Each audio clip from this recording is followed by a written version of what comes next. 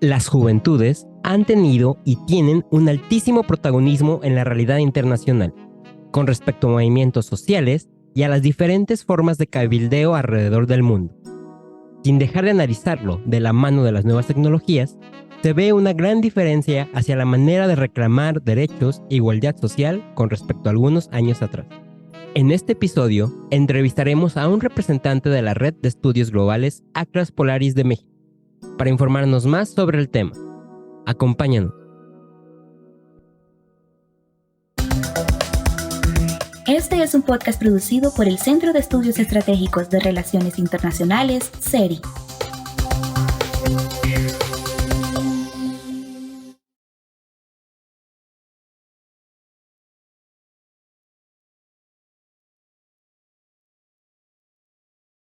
Bienvenidos a un nuevo episodio de Punto Global. Como escucharon en la introducción, hoy tenemos el gusto de hablar sobre las juventudes en las relaciones internacionales, pero tenemos el placer de no hacerlo solos.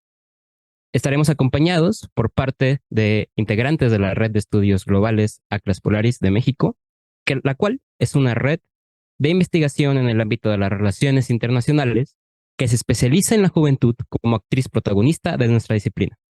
También ha trabajado en campos como la historia, el análisis político internacional y geopolítico, la integración regional, entre otros. Además, ha organizado diferentes eventos con el objetivo de juntar nuevas perspectivas con respecto a tópicos contemporáneos, eventos los cuales han sido webinars, cursos, cumbres, ciclos educativos, debates y foros, todos con una óptica posicionada hacia la juventud y hacia las nuevas perspectivas de las relaciones internacionales. Te habla y te da la bienvenida Ángel Hernández. Te agradezco por estar aquí una vez más y tengo el gusto de contar y estar acompañado en este episodio con la presencia de Néstor Araujo, el cual me voy a dar la libertad de presentar brevemente quién es, ¿no? Para que también estemos un poco más cercano y nos conozcamos entre todos. Y es que Néstor es internacionalista por la Facultad de Estudios Superiores Acatlán de la UNAM, con énfasis en el análisis de escenarios internacionales y también bajo líneas de investigación como la crisis, la seguridad y la soberanía alimentarias en la región de América Latina y el Caribe. Es también el director de edición de la Red de Estudios Globales Atlas Polaris. Y bueno, Ernesto, desde el CERI te damos la bienvenida a Punto Global y te agradecemos por estar acá en esta entrevista en la que vamos a estar reflexionando un poco sobre pues, el rol de las juventudes, ¿no? En el marco académico de las relaciones internacionales y cómo impactamos en nuestra querida disciplina. Bienvenido, Néstor. Muchas gracias, Ángel. Muchas gracias a ti y a todo el equipo detrás de CERI. Va a ser un placer hablar de este tema. En una primera instancia, Néstor, creo que es fundamental que desde el CERI y también desde la academia se agradezca el trabajo que hacen ustedes, ¿no? Y es que consideramos que tener un organismo que esté enfocado a ser la voz de las juventudes nos parece que es algo sumamente importante, como repito, no solamente para disciplinas, sino también para los jóvenes que elegimos este campo de estudio y a final de cuentas, pues vivimos de ello, ¿no? Entonces, para comenzar un poquito con la discusión, Néstor, nos gustaría saber tu perspectiva y también la de la REGAP sobre cómo estamos posicionados dentro del mundo académico. Y es que la primera pregunta que quiero hacerte es, ¿cuál es el rol de los jóvenes en las relaciones internacionales?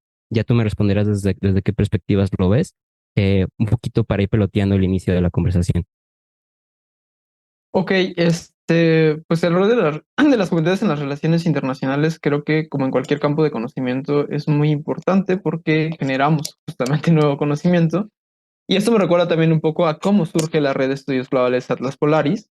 Surge de jóvenes internacionalistas casi al final de la carrera en una materia, ¿no? O sea, justamente salen investigaciones increíbles que consideramos en tanto jóvenes que es importante compartirlas, ¿no? De pronto, a veces no se dan los espacios para las juventudes de compartir este conocimiento, sea en relaciones internacionales o en cualquier otro campo de conocimiento.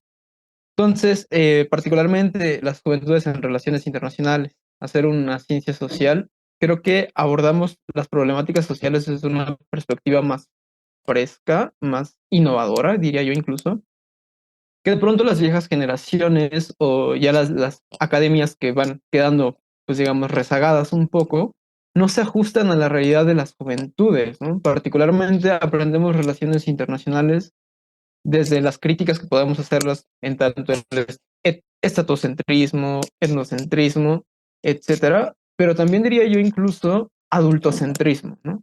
De pronto pensamos que solo los adultos que ya están en las grandes posiciones académicas, grandes investigadores, e incluso ya personas que tienen cargos en organismos internacionales o en puestos de poder, pensamos que ellos son quienes deberían de resolver, digamos, las grandes problemáticas que abordan las relaciones internacionales.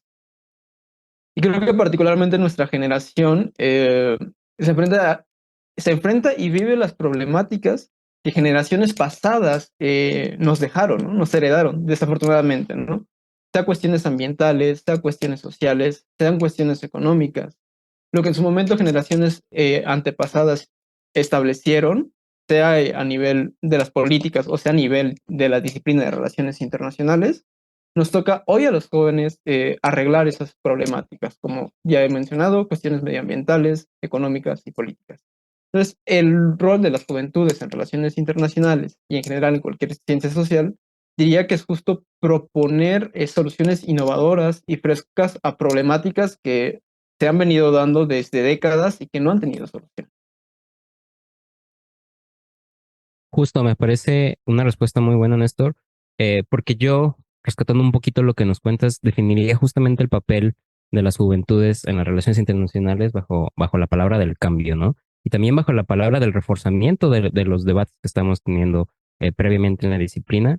Entonces, en ese sentido que nos cuentas un poquito sobre, pues, estas estructuras a veces que son sólidas y es difícil de entrar, ¿no? Como la propia academia o inclusive algunos espacios de práctica política. Me parece que los jóvenes muchas veces, como tú mencionas, se encuentran con dificultades, pero también que estas dificultades pueden surgir y pueden dar pie a que sean más allá una motivación, ¿no? Y también el poder y entender esto como juventudes, que tenemos esta capacidad de cambio, no solamente en un tema discursivo, sino en un tema completamente práctico, ¿no? Entonces, creo que esta labor que tanto que hace la REGAP como otras instituciones de poder introducir a los jóvenes es muy valioso y también yo creo que habríamos de rescatar que las juventudes deben de entrar a estos espacios pues con el cuchillo entre los dientes y saber que no están en un espacio donde ellos vienen siempre a tomar este rol, ¿no? Como de entes o de actores inferiores y que tienen que seguir una serie de normas pactadas, ¿no? A veces justamente producto de este adultocentrismo que tú mencionas y llegar justamente con la iniciativa de hacer cosas nuevas, ¿no? Y también de transformar cosas ya existentes, porque al final de cuentas las ciencias sociales y en general, hablando un poco de la CRI, pues tiene que estarse renovando o a título personal muere, ¿no? Entonces, en esta discusión del cambio y de que realmente seamos unos actores partícipes que lleguen a proponer y que lleguen a liderar también, porque eso como internacionalistas me parece que es vital.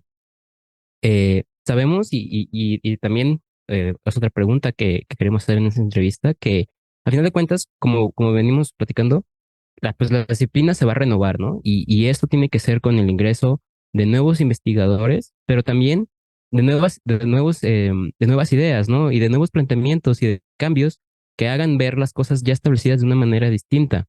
Entonces, la siguiente pregunta que te queremos hacer es una pregunta doble que va encaminada a esto que estamos conversando, y es que a título personal, ¿ves que haya algún tipo de cambio en el ámbito académico de las relaciones internacionales con respecto a la participación de los jóvenes? Y también si el surgimiento de nuevas teorías o nuevos comportamientos eh, sufren alguna modificación, ¿no? Sobre todo en áreas de investigación y de estudio propias de la disciplina. Ok, creo que sí hay un cambio importante de paradigmas, diría yo, o al menos de cuestionamientos importantes, ¿no?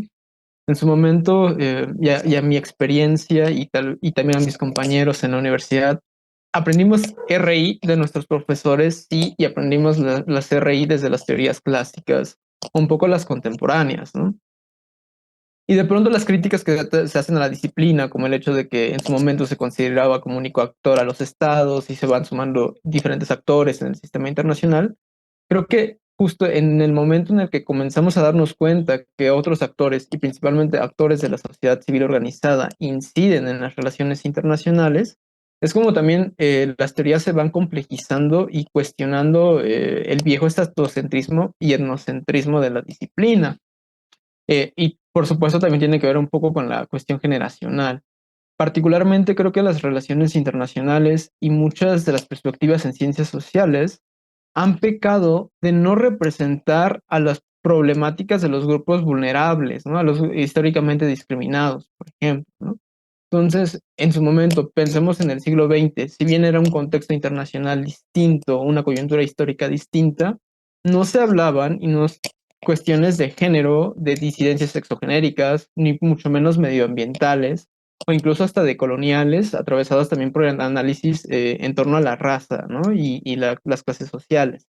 Creo que las juventudes han tenido un ojo muy crítico en la disciplina y por eso es que hoy encontramos tal vez lo que algunos académicos catalogan como las teorías postmodernas de relaciones internacionales, más en boga, ¿no? Particularmente, por ejemplo, tenemos colegas en la REGAP que tocan feminismos en relaciones internacionales, ¿no? Y no solo los feminismos vistos desde los nortes globales, sino los feminismos decoloniales, las perspectivas más latinoamericanas, más locales, más tal vez las relaciones internacionales que nos atraviesan a nosotros como juventudes, ¿no? Nosotros, como así en mi intervención anterior, vamos a enfrentar la crisis ambiental que nos han heredado un sistema que francamente nos ha fallado a nosotros como juventudes y a nosotros como humanidad, ¿no? Entonces, el cuestionar esos viejos paradigmas ha generado nuevas formas de hacer las relaciones internacionales, de hacer la disciplina científica y de cuestionar los viejos paradigmas, ¿no? Siempre es importante este cuestionamiento y al menos tengo el gusto de que compañeros de la generación y también veo que en serie hacen este gran trabajo, es generar conocimientos distintos, generar conocimientos que atraviesen a nuestras realidades, a veces hasta nuestra propia cotidianidad, ¿no? Porque al final de cuentas, lo que nosotros sufrimos en un día a día, en lo que nosotros pasamos en nuestro entorno más próximo, es resultado de todas las interacciones en el sistema internacional, ¿no? Entonces, el pensar que las formas de consumo, hasta las formas de relacionarse, hasta las formas de cómo llevamos nuestras relaciones sexoafectivas son atravesadas por estructuras de poder a nivel internacional, es, es muy importante y muy interesante y que solo lo he visto particularmente en mi generación, ¿no? Porque a veces viejos académicos de las relaciones internacionales siguen abordando los viejos temas que sí, siguen vigentes, pero al final no terminan por representar a todas las personas y mucho menos a las juventudes, ¿no?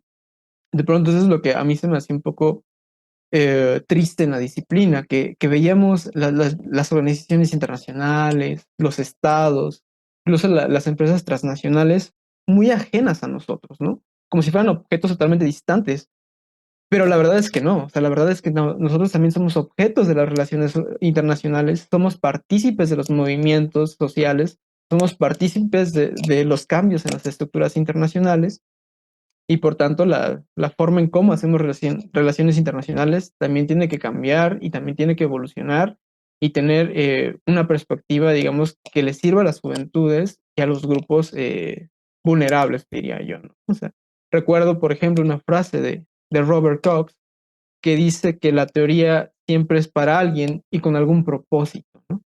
Entonces, desde esta visión crítica, me gusta mucho abordar las relaciones internacionales porque al final lo que nosotros produzcamos en tanto conocimiento científico, también tenemos que preguntarlos por qué lo producimos y para qué lo producimos, ¿no? Entonces, por una parte tenemos las viejas teorías que van a seguir eh, legitimando un orden internacional y por otro teorías que buscan criticar y cambiar. Y creo que ese espíritu de crítica y cambio lo tienen las juventudes que hacen relaciones internacionales. Sí, buenísimo, Néstor.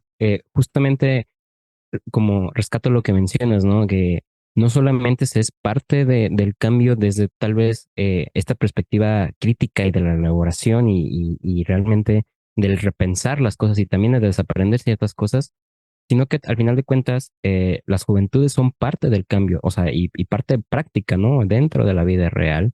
Eh, mucho esto que nos mencionas, ¿no? De el pensar cómo, por ejemplo, la dinámica del sistema internacional y propiamente la dinámica de nuestras vidas día a día, pues se ven atravesadas por un montón de cuestiones desde lo más básico, ¿no? Como poder habitar nuestras ciudades hasta tal vez las relaciones sexoafectivas.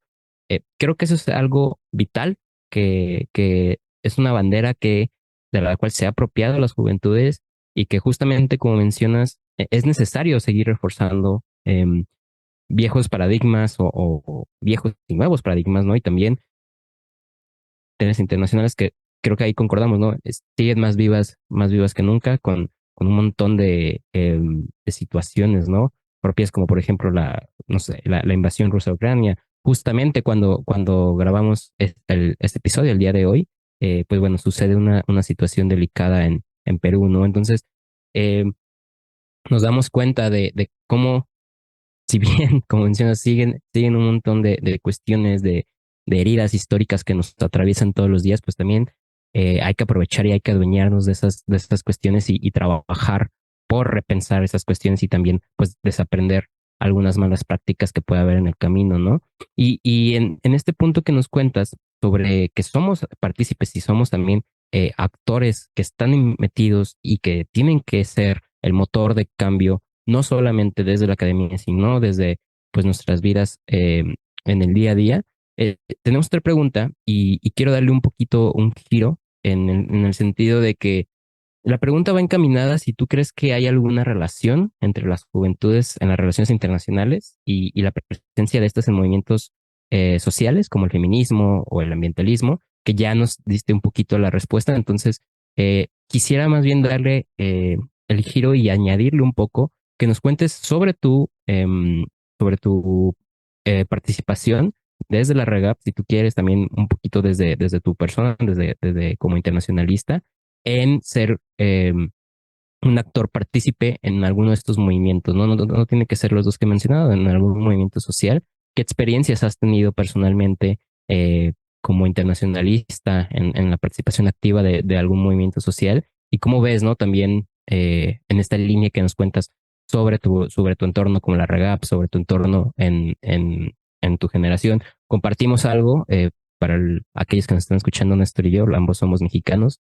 Entonces, creo que ambos estamos pues relacionados bastante con la academia acá en México, ¿no? Que sigue algunas estructuras, como también se comparte con la academia en Brasil, la academia en Chile, en Argentina, etcétera, ¿no? Pero claro que tiene sus particularidades cada país, entonces nos interesa mucho saber este punto, ¿no? Este, sí, lo que tiene que ver con los activismos y la producción académica, creo que van mucho de la mano.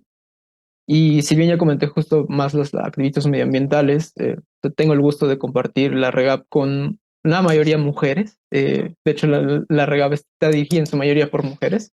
Y una de ellas, Jennifer Víquez, que escribió un artículo precioso que recomiendo mucho, es Relaciones Internacionales Feministas o Feminismo en Relaciones Internacionales, ¿no? Y ella, desde su realidad, cuestiona la representación de las mujeres en las relaciones internacionales. Y creo que eso ha sido una deuda histórica grandísima.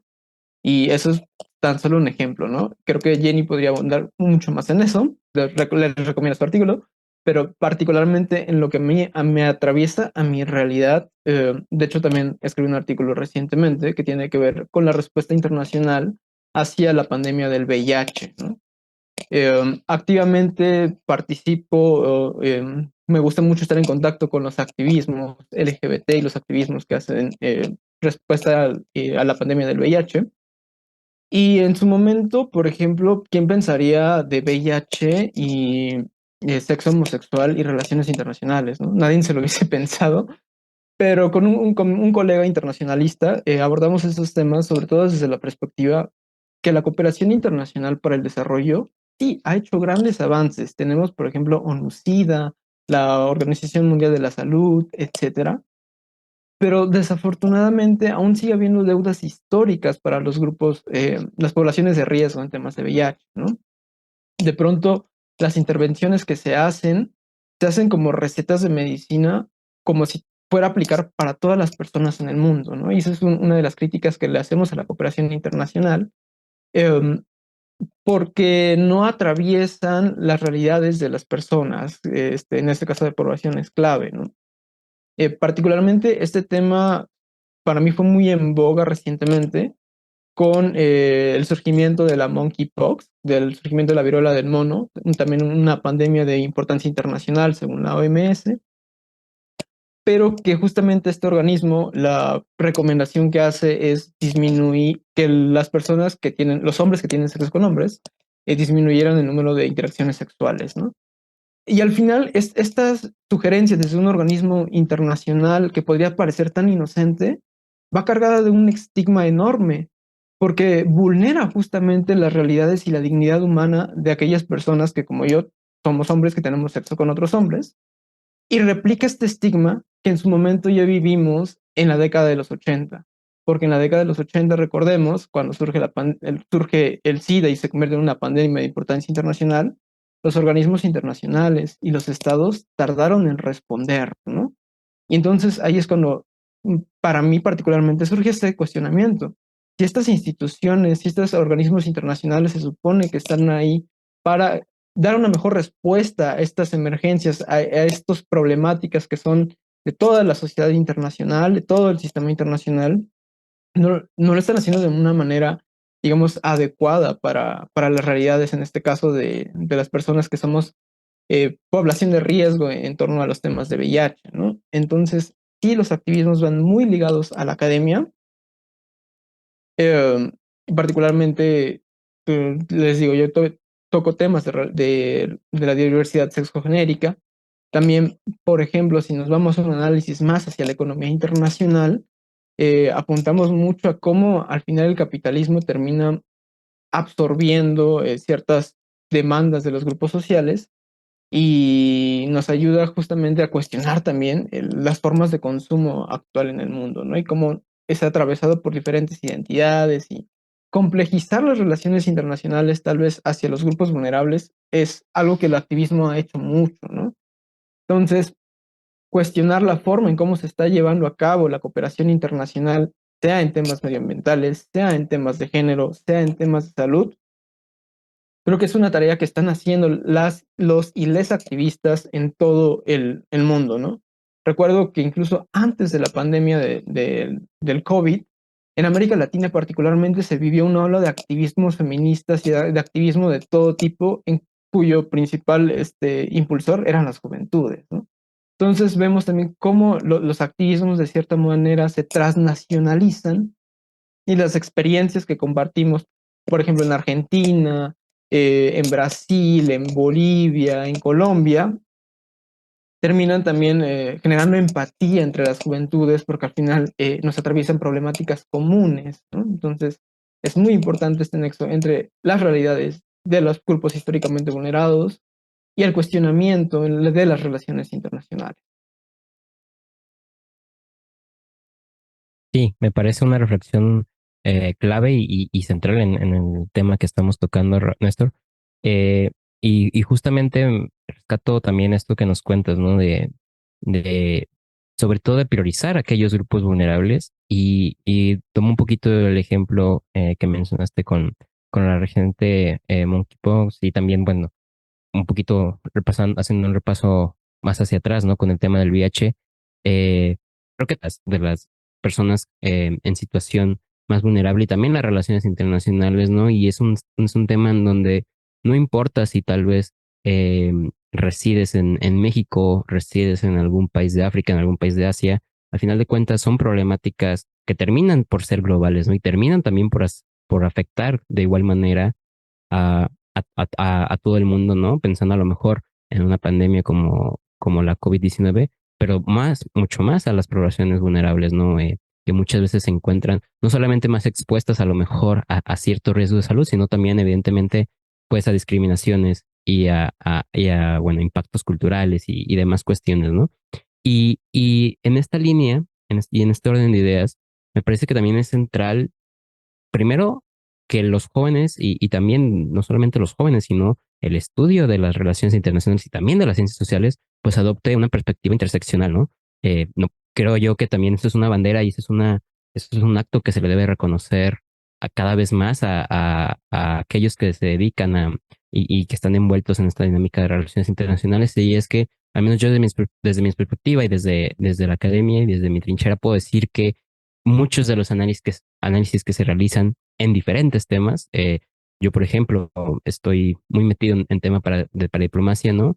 Y es justamente muchas veces este estudio interseccional de problemáticas que creemos que están afuera, ¿no? Y que solamente suceden en las grandes entidades como las Naciones Unidas, el Banco Mundial, etcétera, etcétera. Pero al final de cuentas, muchas de las problemáticas y la gran mayoría de las problemáticas, pues nos suceden en nuestras localidades, ¿no? Entonces, este tema de pensar un poco más holístico y también de resolver más holístico, creo que es central porque, y con esto doy pie un poquito al siguiente tema que tenemos preparado, creo que estamos en un mundo donde sabemos que ya no hay barreras, ¿no? Evidentemente existen las fronteras, ¿no? Pero no hay ninguna problemática que pueda contenerse solamente dentro de un estado, ¿no? Y no solamente tiene que ser una problemática de salud, como venimos hablando, sino inclusive problemáticas raciales, de discriminación, de segregación, etcétera, ¿no? Y mucho de esta coyuntura de la que estamos hablando nos parece que viene encaminada y de la mano en tiempos donde estamos totalmente interconectados, ¿no? Y también donde la globalización, pues claramente es un punto central bueno, ya hablaremos a continuación un poquito de eso.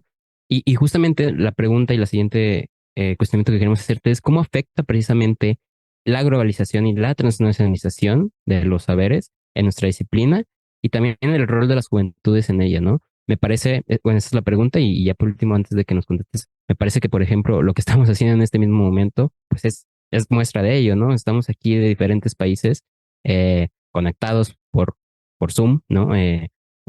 Mientras estamos como cada quien en su contexto, que de otra manera, si no fuera por la globalización, pues sería imposible simplemente tener esta charla, ¿no? Entonces creo que por ahí podemos partir un poquito.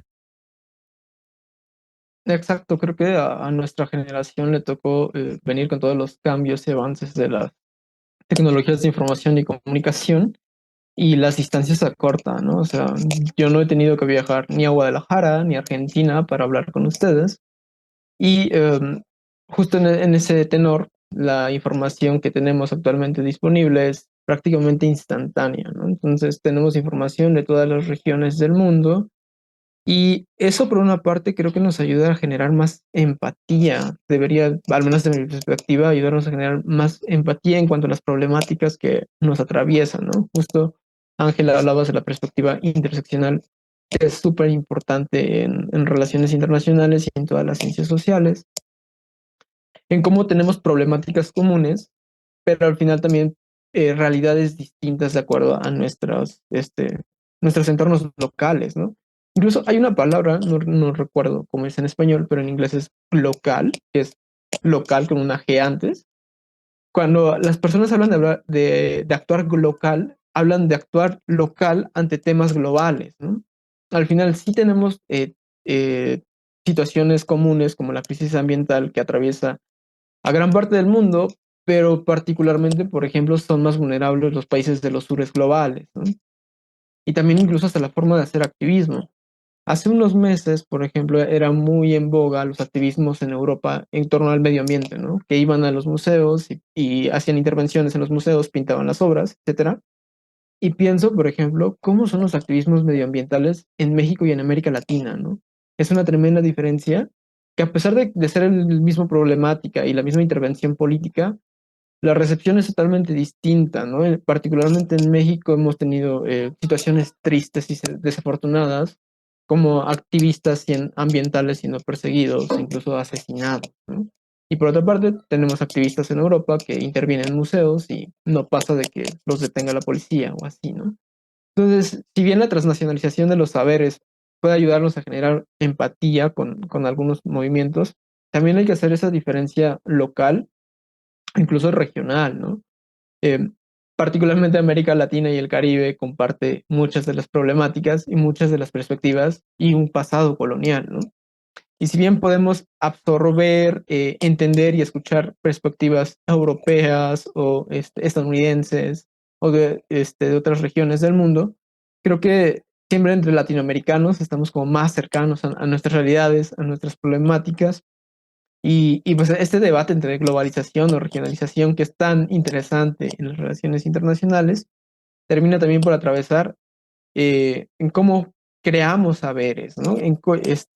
Particularmente sí, estoy más de la regionalización que de la globalización, porque en globalización tenemos una cuestión que deberíamos de tocar con pincitas, que es de pronto la monocultura o el hecho de considerar que el mundo de pronto tiene la misma perspectiva para la misma problemática, ¿no?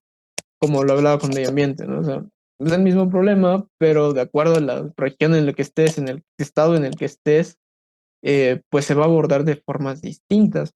Entonces, particularmente desde América Latina se están gestando movimientos muy de latinoamericano, de la realidad latinoamericana y también en las formas de hacer conocimiento, ¿no?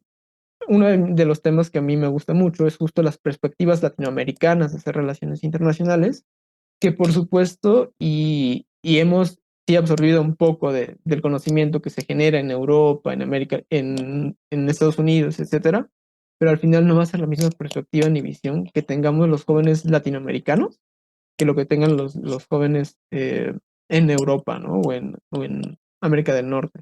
Y todavía si le agregamos la perspectiva interseccional, eh, se diversifica mucho más el conocimiento.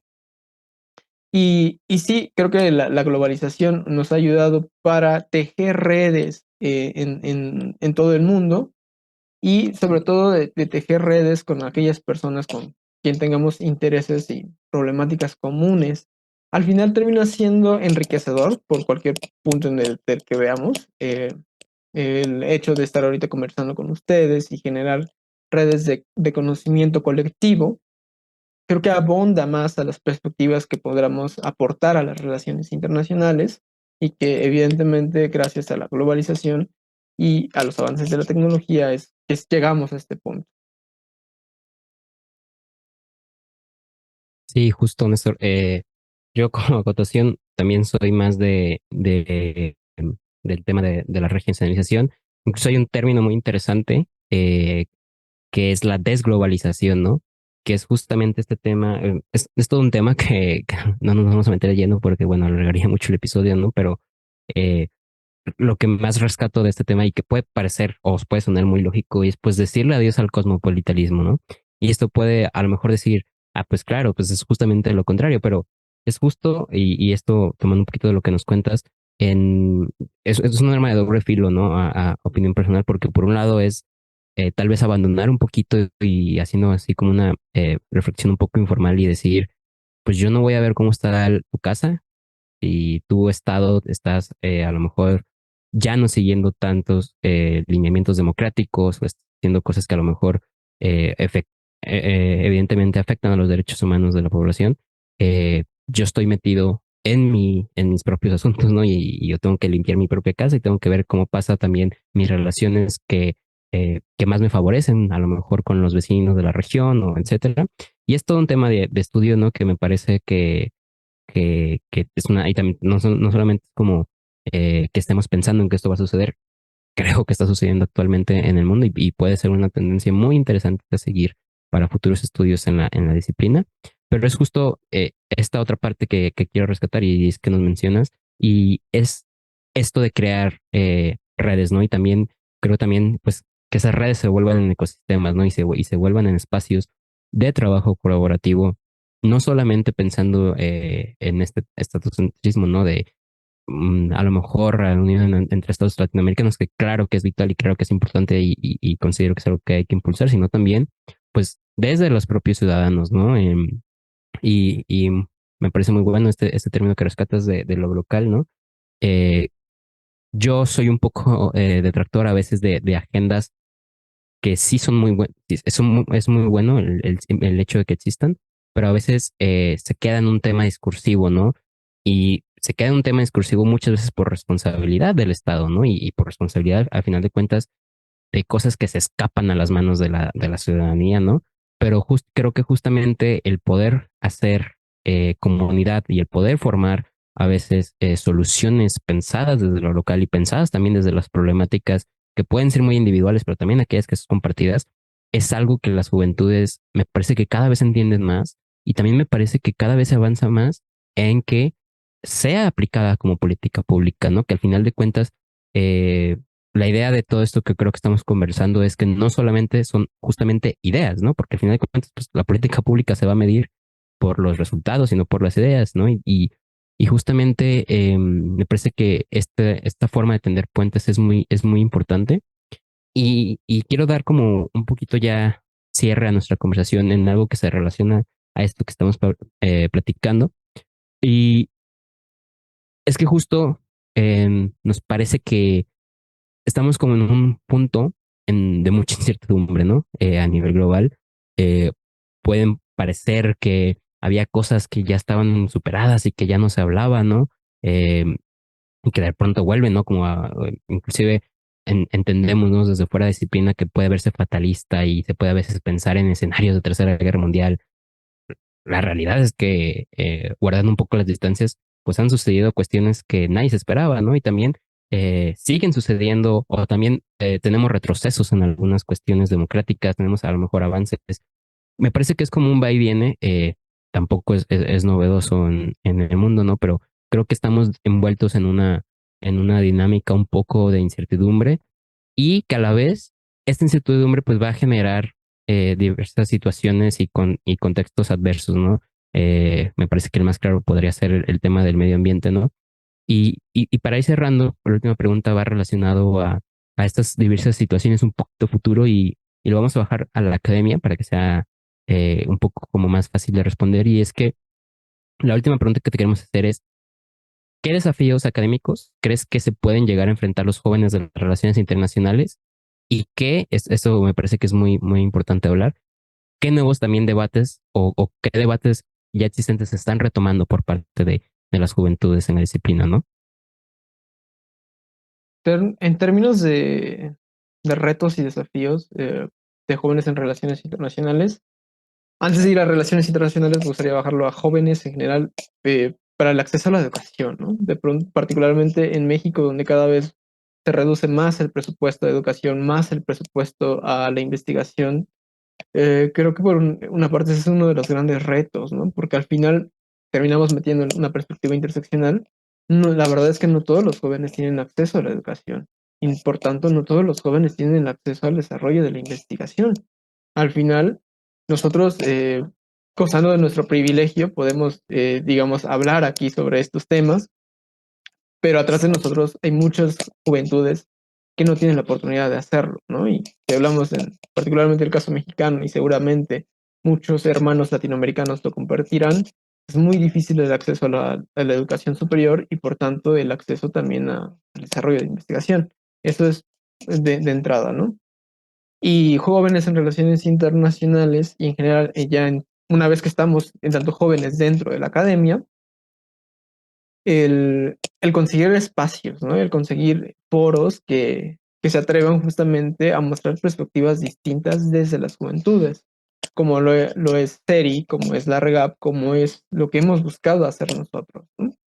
De pronto, al menos hablo particularmente de mi alma mater, de la UNAM, hay un montón de investigación, sí, pero un montón de investigación que se hace por investigadores SNID nivel 1000 y que al final no hay acceso para las juventudes, ¿no? O sea, la investigación se sigue haciendo por los viejos investigadores en los institutos de investigación de la UNAM y acceso para juventudes es muy difícil, ¿no? Es muy difícil nosotros en tanto jóvenes llegar hasta ese nivel, ¿no?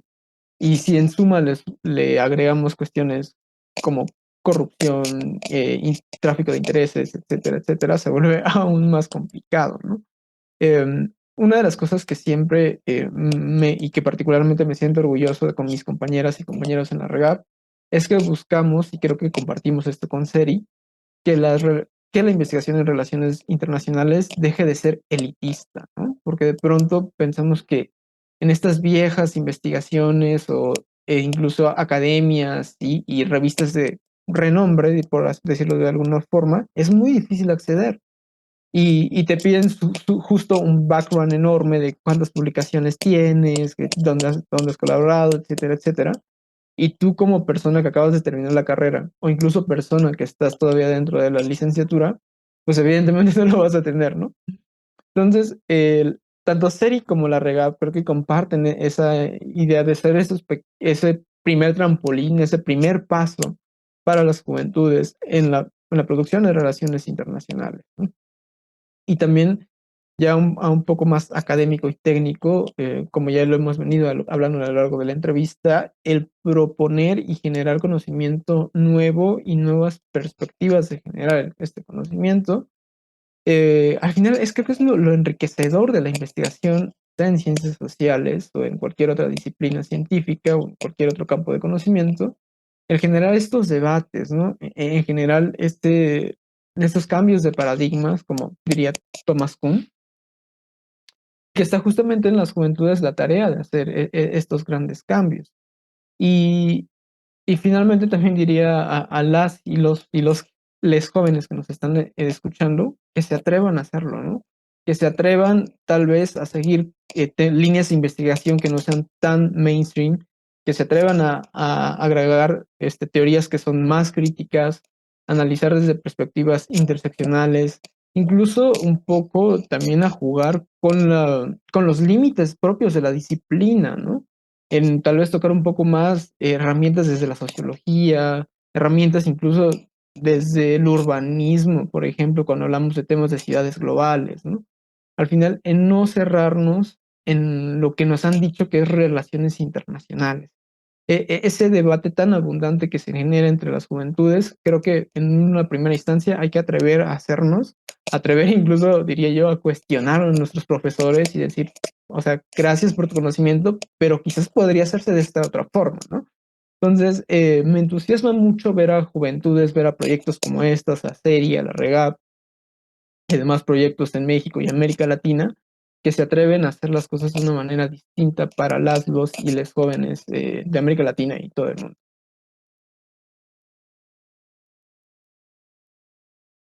Justamente esa reflexión última que haces, Néstor, también la comparto y la hago extender a todas las juventudes que nos escuchan.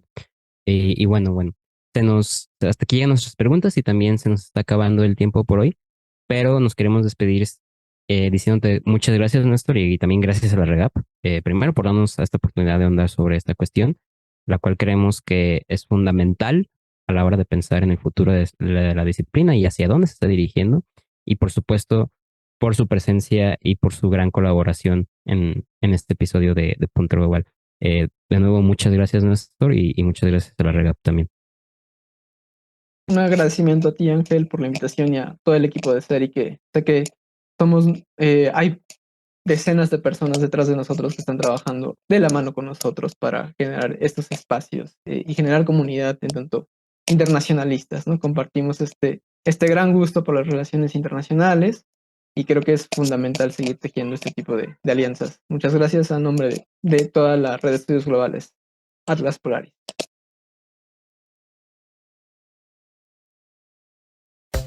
Recuerden que pueden seguirnos en Instagram como seri.global, en Facebook como Seri Global, Twitter @seri6 y en la web en www.seriglobal.org.